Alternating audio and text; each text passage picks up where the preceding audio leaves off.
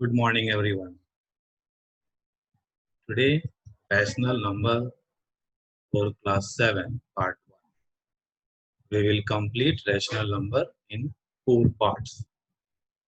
So, subscribe it so that you get notification for the next videos. So, we start the first part of rational number class 7.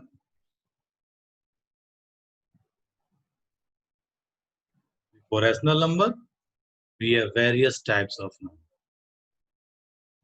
Natural number, all counting numbers are called natural number. Whole number, natural number together with 0 is called whole. Integer, natural number, negative of natural number together with 0 called integer.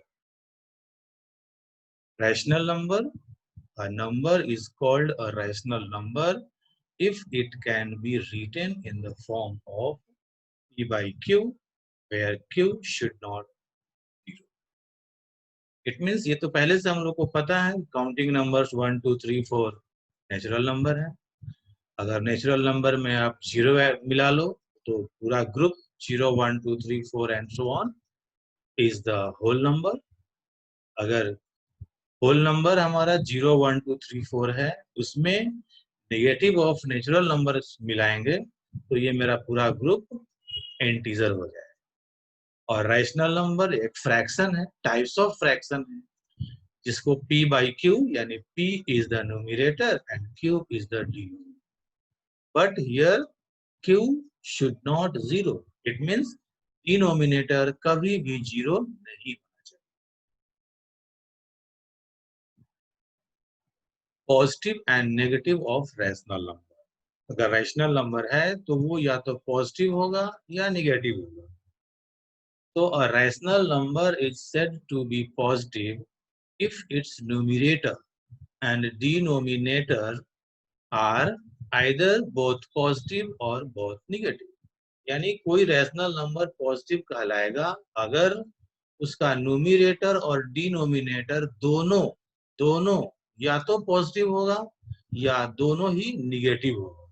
For example देखिए 7/11 दोनों ही positive है, तो ये positive rational number. उसके बाद ये second है हमारा -5/13 दोनों ही निगेटिव.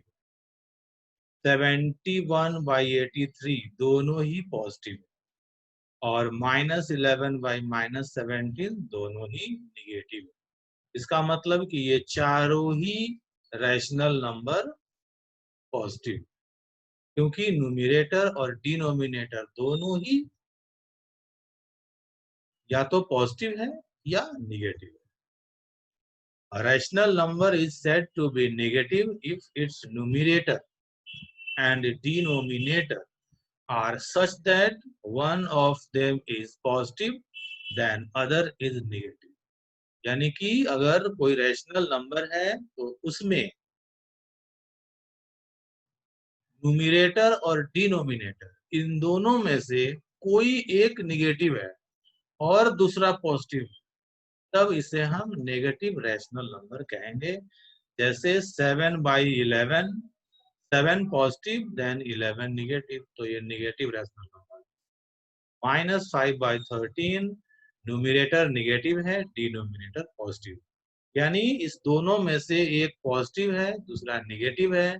तो इस केस में हम लोग ये कहेंगे कि ये जो रैशनल नंबर है वो एक नेगेटिव रैशनल नंबर है. यानी रैशनल नंबर या तो पॉजिटिव होगा या नेगेटिव. अब standard form, what is the standard form? A rational number p by q is said to be in a standard form if q is positive, q यानी denominator positive integer हो, and p and q have no common divisor. और p and q यानी कि numerator और denominator में कोई भी common divisor नहीं होना चाहिए, यानी किसी से वो कैंसिल कटना नहीं चाहिए. दो क्वेश्चन दिया हुआ है यहाँ पर, 42/-60 एंड 15/25। ये दोनों ही स्टैंडर्ड फॉर्म में नहीं है, we have to change in standard form. 42/-60 इसका HCF है 42 और 60 का HCF होता है 6। हाँ, so divided by the HCF। लेकिन ध्यान देना है, नीचे में हमारा जो डिनोमिनेटर -60 है, इसलिए हमने इसको 6 से न डिवाइड करके -6 से डिवाइड कर, और -6 से अगर डिवाइड कर दिया है, -6 से डिवाइड कर दिया है तो -60 divided by 6, 6 divide -60 it is a 10, minus minus plus, ऊपर में यहाँ निगेटिव होना चाहिए था। ठीक है, इसको हम लोग करेक्शन कर लेंगे, वहां -7 हो जाएगा, इट मीन्स -7/10। ये 15/25, HCF इज 5, तो डिवाइडेड बाई 5, तो ये 5/3 हो गया। हम लोग कैंसिल करते हैं, कटाते हैं तो ऐसे ही कटाते हैं, उसके HCF से उसको डिवाइड कर देते हैं। ठीक है, यहाँ एक करेक्शन करना है, इसको आप लोग कर लीजिएगा। 42 divide 6 is 7 and plus divide minus is minus, यहाँ माइनस होना चाहिए।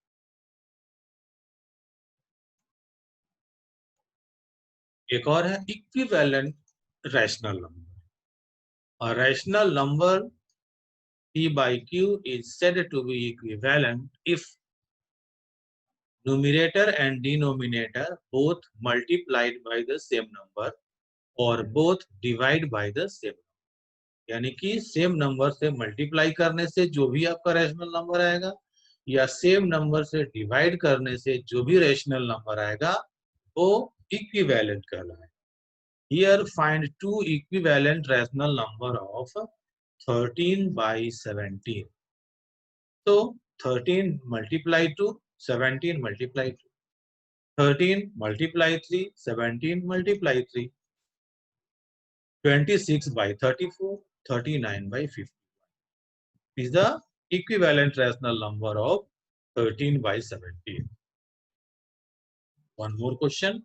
Find an equivalent rational number of 150/250. इनका एक इक्विवेलेंट रैशनल नंबर निकालना है, तो या तो हम उसको मल्टीप्लाई करेंगे, जैसे अभी 13/17 को हमने किया है, या डिवाइड भी कर सकते हैं। Both number divided by 10, 150 divided 10 is 15, 250 divided 10 is 20, it means 15/25। ये उस एक इक्विवेलेंट रैशनल नंबर है 150/250। If asking second, so we divide by the other number once more. If want to find the third, so once more we divide, like multiply as many number it is asking, so we multiply it by or divide by. One more question. Express -12/13 as a rational number with numerator -48 and 60. Two questions are there. -12/13 को ऐसे rational number के रूप में लिखें जिसका denominator, numerator question है, numerator first case में -48 है और सेकंड केस में 60 है। पहले 48 के लिए बनाते हैं, -48 के लिए, तो -12 मल्टीप्लाइड बाई 4 -48 होता है, सो 13 ऑल्सो मल्टीप्लाइड बाई 4। हमने लिखा था ना कि P by Q, so multiplied by M and multiplied by M. M is 4 here, 4 से मैं मल्टीप्लाई कर रहा हूँ, तो न्यूमरेटर और डिनोमिनेटर दोनों ही 4 से मल्टीप्लाई होगा। -12/13 इस बार 60 लाना है, तो 12 5 just 60 और -60 हो जाता, इसलिए हमने -5 से मल्टीप्लाई कर दिया, तो 12 multiplied by -5 by 13 multiplied by -5 till 65। तो इस तरह से हम लोग रिवीजन करते रहेंगे। ये एक फिल इन द ब्लैंक्स है, और ये फिल इन द ब्लैंक्स सब में इक्वल दिया हुआ है ना, -9/5 equal to blanks by 20 equal to 27 by blanks equal to -45 blanks.